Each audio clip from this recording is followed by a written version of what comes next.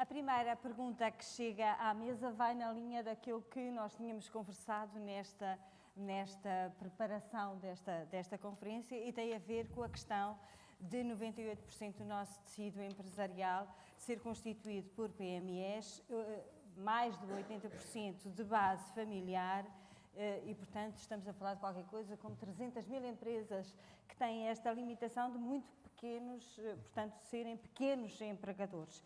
E a pergunta mais em concreto é como criar confiança ao empregador, certo? Ao empregador. Ao empregador. Está aqui a subverter um bocadinho o tema da conferência, que era como conseguir que os desempregados, no fundo séniores, regressassem ao mercado de trabalho e como aproveitar melhor os séniores. Mas não sei se interpreto a pergunta, mas é capaz de ser qualquer coisa como, bom, mas se eu mantiver os séniores e só tiver 3 ou 4 ou 5 postos de trabalho, como é que eu renovo a empresa? É isso? Posso? Mais ou menos. Não. Então vou passar à sala só para explicar melhor. Nós, tendo 300 mil empresas, se cada uma empregar uma pessoa, temos 300 mil novos empregos. Ora, como é que eu ganho confiança? E eu acrescentei política, laboral e fiscal. Como é que eu ganho confiança para apostar? E esse eu acho que é o grande... Eu estou ligado às empresas e eu acho que é o grande problema de Portugal, que é falta de confiança, porque todos os dias ligamos a televisão e vemos um senhor chamado Arménio Karl Marx a falar contra as empresas, contra os investidores. Okay. Muito bem. Não sei se os presentes são os mais habilitados para a inversão da política, mas Maria João quer dar uma sugestão do que é preciso para retomar a confiança, para se abrir a porta aos novos empregos. Bem, eu acho que o que é preciso, e pus o enfoque muito na minha comunicação em relação a isso, acho que é preciso pensarmos que as empresas não são algo que vive completamente fora de um sistema. As empresas são constituídas por pessoas e fazem parte de uma sociedade. E por isso eu não consigo falar diretamente para uma empresa se ela estiver em contraciclo com a própria sociedade. Eu acho que a mudança tem que vir de todos, empresários e não empresários, dos cidadãos. E é por aí, portanto, o conselho ou a recomendação, vá lá, será começarmos a pensar diferente em relação ao modo como olhamos para os outros. E com certeza que todos temos a ganhar, porque num país mais coeso, todos saem beneficiados.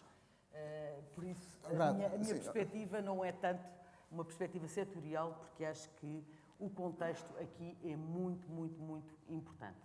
Eu acrescentaria o seguinte, o país, nós estamos a viver situações, de facto, nos últimos 3 anos dramáticas, não é? Em termos do desemprego, em termos da destruição de valor, da economia, da imigração de talentos. No entanto, não fomos ao fundo, quer dizer, ao fundo no sentido não desistimos, estamos aqui. Temos orgulho do país que somos e temos orgulho das empresas que temos. E, felizmente, o investimento, apesar da adversidade em que vivemos, continua a existir. Enfim, olhei de imediato aqui para pessoas que continuam a investir. Nós próprios estamos a investir, nós vamos criar 30 postos de trabalho, a McKinsey certamente continua a investir. Ou seja, a Accenture... E, portanto, eu percebo isso. A nota que queria deixar é esta. Apesar de que os políticos e os sindicalistas nos põem em cima da mesa e as dificuldades colocam, eu acho que nós continuamos a ter confiança e continuamos a gerar riqueza em Portugal. E acho que passa muito pela confiança que também temos entre empresários e trabalhadores. Há, com certeza, conflitos laborais. Os conflitos laborais, como todos sabemos, têm muito uma agenda política e que decorre da própria CGTP ter a filiação que tem. Não estou a dizer se é bom ou é mau, é o que é. Mas, de facto, há inúmeras empresas que enfrentam problemas de greves e de instabilidade social que têm uma motivação política, não têm uma motivação de desconfiança em relação ao empresário ou ao gestor. E, portanto, eu acho que se tem que desmontar isto e ter um discurso positivo. e que é, estamos a fazer, apesar de tudo, coisas muito boas, e acho que há um índice de confiança, empresários, trabalhadores, não conheço em termos estatísticos, mas a percepção que tenho é que as pessoas continuam ainda assim a acreditar em Portugal. E as microempresas são exemplo disso. Bom, eu não sei se há na sala mais alguma pergunta que me façam chegar. Se não, eu acho que ficamos aqui com um elenco de imensas pistas, sobretudo que nos levam a quebrar com uma série de preconceitos, quer nas recomendações da Maria João sobre o envelhecimento não é contrário à produtividade, o envelhecimento ativo, não são os mais velhos que tiram lugar aos mais novos, a reforma não é maioritariamente desejada, portanto não nos convençamos de que vamos fazer um favor aos trabalhadores dispensando-os mais cedo do que a idade da reforma, e os idosos do futuro não são cópias dos idosos do presente, como os do presente também não são cópias do passado. De qualquer maneira, passámos um bocadinho à margem daquele ponto do o que é expectável para os desempregados, sobretudo os desempregados de longa duração, com mais de 40 anos, mesmo que haja uma retoma da confiança e uma retoma da atividade para regressar ao mercado de trabalho. Claro que o Diogo Alarcão deixou aqui assim uma pista importante, é preciso reinventar-nos, mas como se reinventam os trabalhadores que já estão afastados do mercado de trabalho e que sabem que têm, em muitas circunstâncias, menos qualificações do que aqueles que estão agora a entrar nele.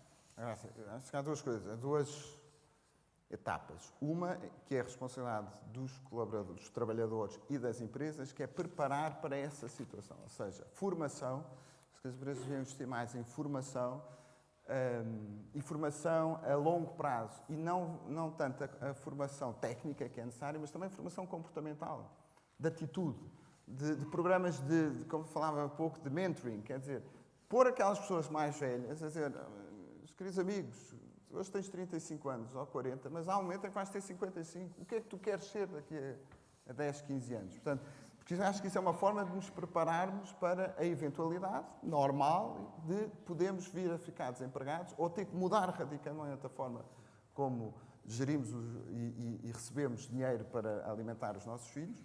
Portanto, tem uma componente que é de preparação, que acho que é do próprio, mas as empresas, eventualmente, poderiam também desenvolver programas nesse sentido. Quando se está desempregado, quando se, de facto, chega à situação em que estou fora do trabalho, do mercado de trabalho, e se não me preparei, pode acontecer, eu acho que passa muito por estas ideias que eu apresentei. Tentar fazer diferente, não tentar replicar o que fizemos durante 20 ou 25 anos, ter a humildade de perceber que estou numa situação de fragilidade, não é de me humilhar, mas de olhar para mim como pessoa e dizer, ok, em que é que eu me posso diferenciar daqueles que estão empregados e que estão a concorrer para o mesmo posto de trabalho. Deixa-me só dar uma nota. Infelizmente, tenho amigos e conhecidos, muitos, na casa dos 45, 50 anos, desempregados. E que vem qualquer pessoa, amigo, conhecido, que pede para almoçar comigo ou para conversar comigo, eu converso. E digo sempre isto, e de facto, e sou muito duro na forma como falo com eles, como os amigos devem ser, não é? E quando diz, o que eu gostava era de gerir uma equipe, eu acho que ainda sou muito bom ser diretor de recursos humanos, logo à plástica. Eu disse, está bem, mas o que é que tu acrescentas de valor relativamente aos quadros da Logoplast? Desculpa, não sei a utilizar, mas é que está aqui mais próximo. Isto é só porque está aqui pronto. O que é que tu acrescentas de valor? O que é que tu...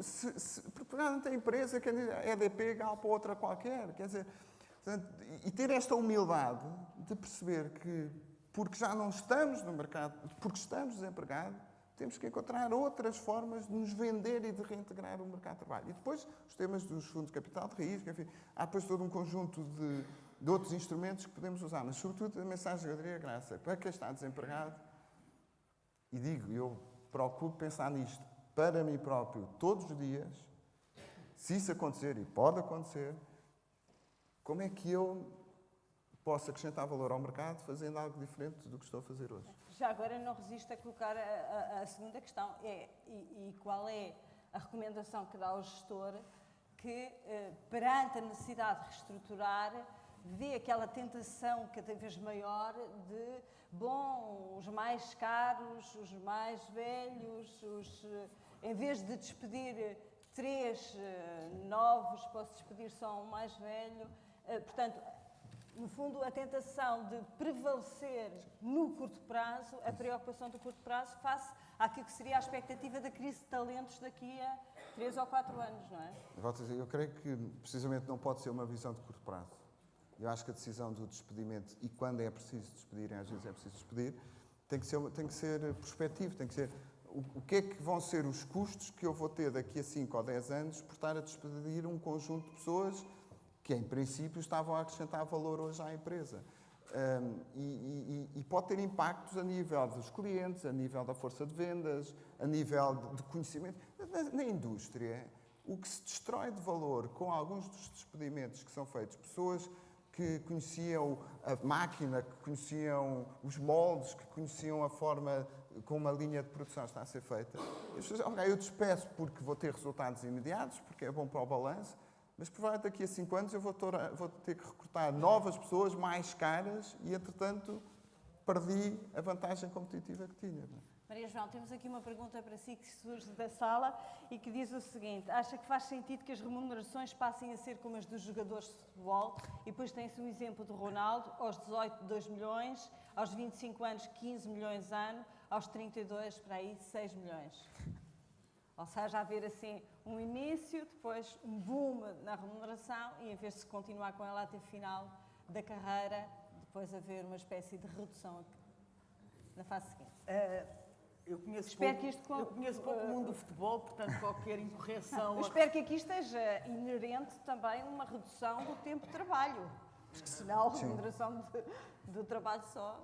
Pois, eu nem sou economista, como já também deu para perceber. No entanto, naturalmente que há aqui um fator importante na definição das remunerações, que tem a ver com aquilo que a pessoa tem para dar e aquilo que os outros estão dispostos a pagar. Portanto, e eu acho que pensarmos que a idade dá ou que a idade tira, pensarmos na idade como algo que é importante sobre aquilo que é a pessoa, acho que estamos a ir pelo caminho errado, sinceramente. A idade não tem que tirar necessariamente e a idade não tem que dar necessariamente. Depende um bocadinho de nós e depende daquilo que nós fizermos com a evolução que temos ao longo da nossa vida. E por isso, acho que uma tabela remuneratória em função da idade, aumentando ou diminuindo, eu substituiria por uma tabela remuneratória em função do mérito e em função daquilo que a pessoa vale. Portanto, eu não acho que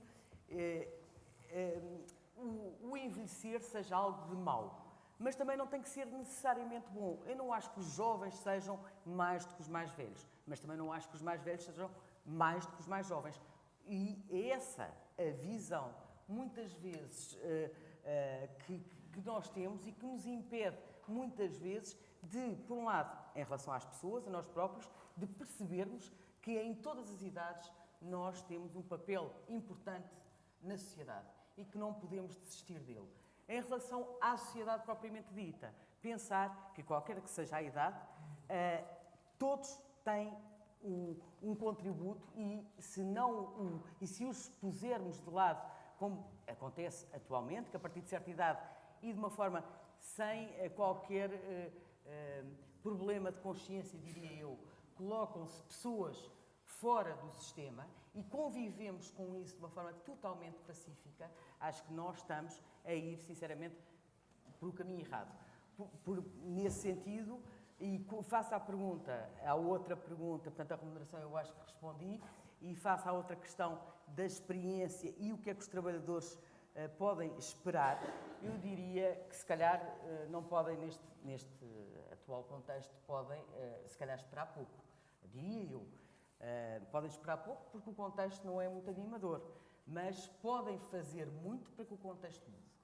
E, como eu digo, é esta, para mim, a mensagem mais importante que eu gostaria de Eu não fazer passar. não resistiria aqui a juntar, ao contrário do exemplo dos jogadores de futebol, por exemplo, o mercado dos filósofos. Quanto custará ou quanto será a remuneração para um pensamento de Eduardo Lourenço agora, não é?